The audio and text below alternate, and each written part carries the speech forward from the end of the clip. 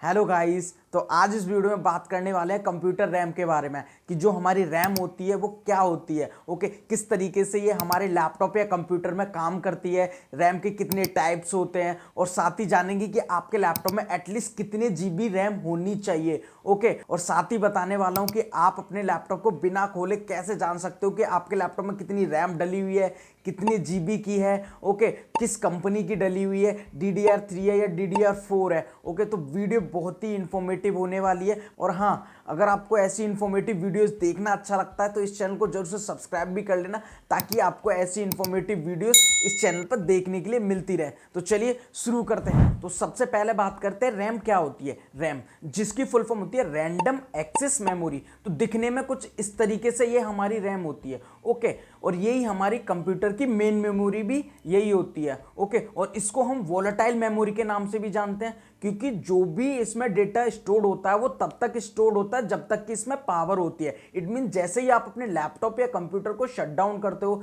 या फिर रीस्टार्ट करते हो तो इसमें जो भी डेटा होता है वो भी इरेज हो जाता है, गायब हो जाता है। ओके, तो इसको हम वोलेटाइल मेमोरी के नाम से भी जानते हैं। अब बात करने वाले हैं कि जो हमारी ये रैम होती है ये हमारे लैपटॉप या कंप्यूटर में किस तरीके से काम करती है। तो यार इसको ना मैं एक सिंपल सी एनालॉजी के साथ समझाता हूँ। सपोज कि मुझे ड्राइंग करनी है और ड्राइंग करने के लिए ना मुझे बहुत सारा सामान चाहिए, जैसे कि मुझे pencil, eraser, sharpener, scale, brush, बहुत सारे कलर्स। ओके, और ये मेरे सारी चीज़ें कमरे में डिफरेंट डिफरेंट जगह पर रखी हुई हैं। तो मैं क्या काम करूंगा कि सारी चीज़ों को उठा के अपनी टेबल पर रख लूंगा। ओके, और ज़रूरत पड़ने पर मैं टेबल पे से, पेंसिल का काम है तो मैं पेंसिल टेबल से उठाऊंगा और ड्रॉ करने लग जाऊंगा। इरेजर का काम है, इरेजर को टेबल से उठाऊंगा और इरेज करने लग जाऊंगा। इट मीन्स कि जो भी चीज़ें मुझे चाहिए थी वो मैंने टेबल पर आके रख दी। ओके, तो उससे मेरा जो काम है वो आसान हो गया, मैं फास्ट कर पा रहा हूँ। सेम टेबल की तरह ही कुछ हमारी रैम भी हमारे लैपटॉप या कंप्यूटर में काम करती है। ओके, जैसे कि अगर मुझे मान लो मेरे हार्ड डिस्क में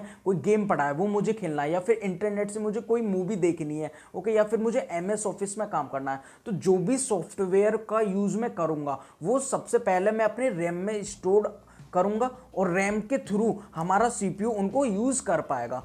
ओके, तो जैसे कि मैं कोई मूवी देख रहा हूं इंटरनेट से, तो सबसे पहले वो मेरी उसका जो डेटा है वो हमारा रैम में आके स्टोर होगा और रैम के थ्रू वो CPU हमारा एक्सेस कर पाएगा। ओके, तो जैसे ही मैं उसको क्लोज करूंगा तो वो भी जो भी हमारा डेटा है वो रैम से बाहर निकल जाएगा। मुझे अगली बार कोई नया सॉफ्टवेयर ओपन करना है तो सबसे पहले वो हमारी रैम में आएगा और रैम के थ्रू वो CPU मेरा एक्सेस कर पाएगा। तो इसलिए जितनी ज़्यादा हमारे लैपटॉप में रैम होती है उतना ही हमारा जो लैपटॉप है वो परफॉर्मेंस अच्छी देता है, उतना ही हम मल्टीटास्किंग अपने लैपटॉप में कर पाते हैं। आई होप अभी हमें समझ में आ गया कि जो हमारी रैम है ये लैपटॉप या कंप्यूटर में किस तरीके से काम करती है। ओके, तो अब बात करते हैं कि रैम कितने टाइप्स की होती है। तो जो हमारी रैम होती है वो बेसिकली दो टाइप्स की होती है। एक होती है हमारी DRAM, that is your dynamic RAM. Okay, और जो दूसरे टाइप की होती है SRAM, जिसकी फुल फॉर्म होती है हमारी स्टैटिक रैम।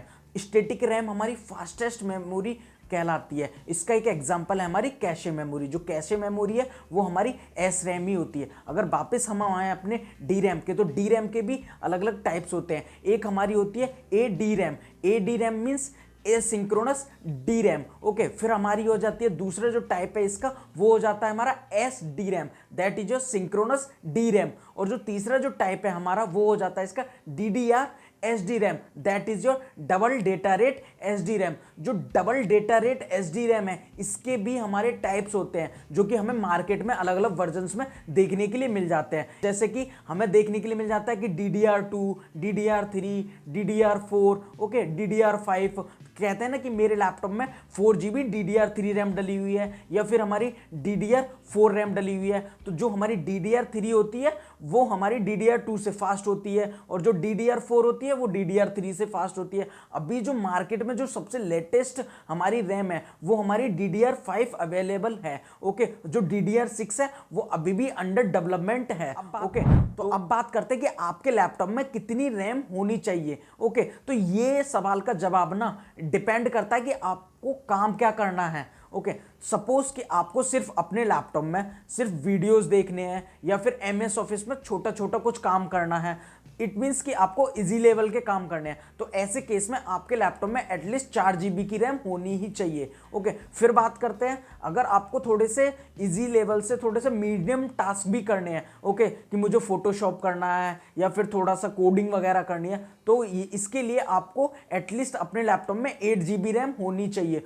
और हाँ, अगर आपको थोड़े से इससे भी ज़्यादा हैवी टास्क करने हैं तो आप 16 GB ले सकते हो, और ज़्यादा सुपर हैवी टास्क करने हैं तो उसके लिए आप ज़्यादा रैम वाला लैपटॉप आसानी से ले सकते हो। ओके, तो जितनी ज़्यादा रैम आपके लैपटॉप में होती है, इट मीन्स कि उतना ही ज़्यादा आप सफिशिएंटली काम उसमें कर पाते हो। ओके, उतना ही मल्टीटास्किंग आपका लैपटॉप सपोर्ट करता है। आई होप आपको ये चीज़ क्लियर हो गई होगी। ओके, इन शॉर्ट अगर मैं बात करूं तो आपके लैपटॉप में एटलीस्ट 8 GB DDR4 रैम होनी ही चाहिए। ओके, तो अब बात करते हैं कि आप अपने लैपटॉप को बिना खोले कैसे चेक कर पाओगे कि आपके लैपटॉप में कितने GB की रैम डली हुई है, वो कौन सी कंपनी की है, DDR3 है या DDR4 है। ओके, तो ये सब कैसे चेक कर पाओगे? तो एक सिंपल सा एक आंसर ये भी है कि आप ये सारी चीजें ना अपने टास्क मैनेजर में भी चेक कर पाओगे, लेकिन सारी चीजें नहीं चेक कर पाते हो। तो ये सारी चीजें जानने के लिए आपने गूगल से एक सॉफ्टवेयर डाउनलोड करना है, that is your CPU Z tool. Okay, तो ये बिल्कुल सेफ सॉफ्टवेयर है, इसमें कोई भी दिक्कत नहीं है। आपने ये डाउनलोड करने ना, डाउनलोड करने के बाद जस्ट आपने इसको ओपन करना है। जब आप इसको एक बार ओपन कर लोगे